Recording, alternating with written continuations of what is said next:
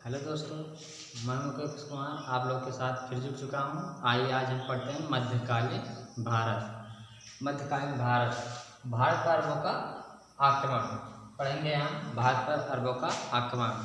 सबसे पहले मोहम्मद बिन कासिम एक राजा था जो हमारे सिंध पर सबसे पहले सफल आक्रमण किया था 712 ईस्वी में। ठीक है, तो आइए देखिए।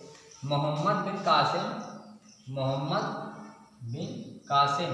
के नेतृत्व में भारत पर अरबों ने पहला सफल आक्रमण किया था। सबसे पहले मोहम्मद बिन कासिम के नेतृत्व, उस समय राजा कौन था? मोहम्मद बिन कासिम था, जब आक्रमण किया था सिंध पर। तो अरबों ने सिंध पर 712 ईस्वी में विजय पाई थी। सबसे पहले जो आक्रमण हुआ था मोहम्मद बिन कासिम के नेतृत्व में सिंध पर, वो 712 ईस्वी में वह सफल पाया था।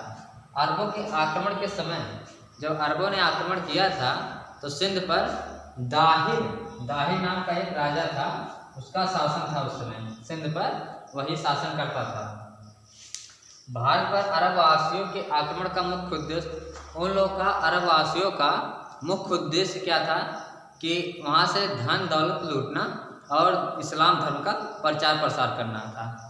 देखिए, यहाँ धन दौलत लूटना और इस्लाम धर्म का प्रचार प्रसार करना था अरबवासियों का केवल।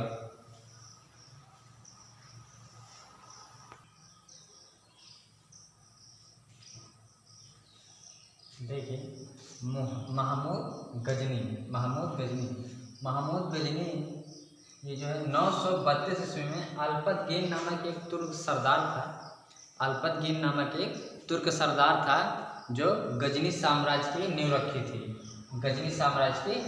थी और जिसकी राजधानी हुआ गजनी बनाया। अल्पतगीन के मरने के बाद, जब अल्पतगीन मर गया था, उसके मरने के बाद कुछ समय तक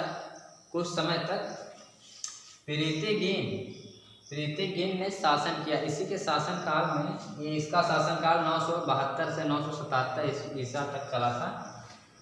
इसी के शासनकाल में भारत पर आक्रमण किया था, सर्वप्रथम भारत पर आक्रमण किया था।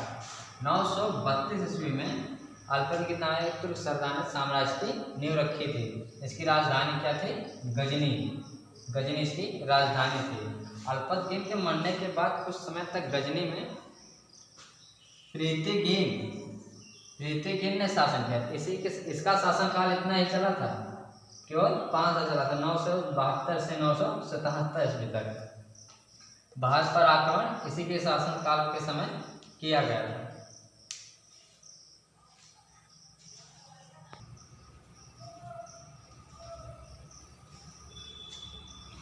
प्रथम तुर्क आक्रमण के समय पंजाब में शाही वंश का शासक जयपाल शासन करता है। जब पहला तुर्क आक्रमण हुआ था उस समय पंजाब राज्य में शाही वंश का शासक राजपाल शासन करता था।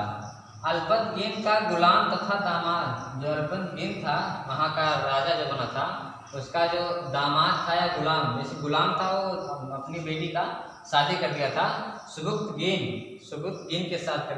977 ईस्वी में ये जो सुबुक्तगीन था, 977 ईस्वी में गजनी की राजगद्दी पर बैठा।